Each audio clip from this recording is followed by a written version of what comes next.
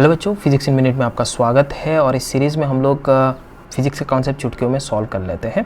यहाँ पे भी एक कॉन्सेप्ट है जो लिफ्ट का प्रॉब्लम है, लिफ्ट प्रॉब्लम भी आप बोल सकते हो। यहाँ पे क्या हुआ, एक आदमी एक लिफ्ट में या केज में से खड़ा हुआ है। तो उस सिचुएशन पे क्या हुआ, उसने यहाँ से एक स्ट्रिंग लेके या अपने हाथ में ऐसे पकड़ के रखा हुआ है सो दैट वो इक्विलिब्रियम में रहे। बात समझ में आ रहा है? बोला गया कि ये जो सिस्टम है वो सिस्टम इक्विलिब्रियम में है, सो फाइंड टेंशन। ये इस वाले स्ट्रिंग में कितना टेंशन लग रहा है। अब ज़रा देखिए यहाँ पे सिचुएशन पे ये फ़ायदा का सौदा कैसे है। अगर कोई आदमी ऐसा मान लो, कोई आदमी ऐसे खड़ा होता, यहाँ पे एक स्ट्रिंग ऐसे पकड़ के ऐसे खड़ा होता, तो उस सिचुएशन में उसको बहुत ज़्यादा टेंशन लगाना पड़ता। मतलब उसका मास कितना है, 50 है, सो आप बोल सकते हैं 50 जी नीचे की डायरेक्शन पे, और ऊपर टेंशन इतना लगाना पड़ता सो दैट वो इक्विलिब्रियम में होता, नहीं तो ये नीचे गिर जाएगा। बात वही है। अब इस सिचुएशन पे फ़ायदा का सौदा कैसा है, ये स्ट्रिंग ऐसे गया और इस पुली के साथ ऐसे रैप करके इसके साथ ऐसे कनेक्टेड है।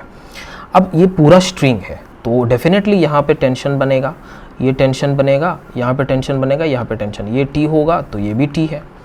अब बोल रहा है कि ये पूरा का पूरा सिस्टम इक्विलिब्रियम में है, तो हम इसको पूरा का सिस्टम को एक मान लेते हैं एक ही मास, मतलब ये 50 kg और ये 10 kg मिला के एक सिंगल मास मान लेते हैं। तो इसमें बहुत ही तरह तरह का क्वेश्चन पूछता है। अब देखो इसका फ्री बॉडी डायग्राम अगर मैं बनाऊं तो ये क्या हो गया 60, तो नीचे के डायरेक्शन पे 60 g और ऊपर में टेंशन कितना लग रहा है, ये एक टी लग रहा है और दूसरा टी इधर लग रहा है, सो अपन बोल सकते हैं 2 टी लग रहा है। तो सिंपल अब यहाँ पे लिख सकते हो, क्या लिख सकते हो, 2t इक्वल्स टू 60 g। इसका मतलब आप बोल सकते हो t का वैल्यू जो है वो 300 न्यूटन है। बात समझ में आ रहा है? ये देखो फ़ायदा का सौदा हो रहा है डेफिनेटली, क्योंकि यहाँ पे कितना लगा था, ये 500 न्यूटन लगाना पड़ता, बट अभी इस वाला कंडीशन पे फिलहाल वो इक्विलिब्रियम में रहने के लिए उसको 300 लगाना पड़ रहा है। अब इसका दूसरा पहलू में अगर हम देखें कि ये जो केज है इसमें एक मान लो वेइंग मशीन लगाया हुआ है, तो कभी कभी आपको पूछता है कि वेइंग मशीन का रीडिंग क्या है, या फिर आप बोल सकते हो ये जो केज है वो इस आदमी के ऊपर कितना नॉर्मल रिएक्शन लगा रहा है, इस डायरेक्शन पे जो नॉर्मल रिएक्शन लगाएगा डेफिनेटली उसका वैल्यू क्या है वो आपको पूछता है।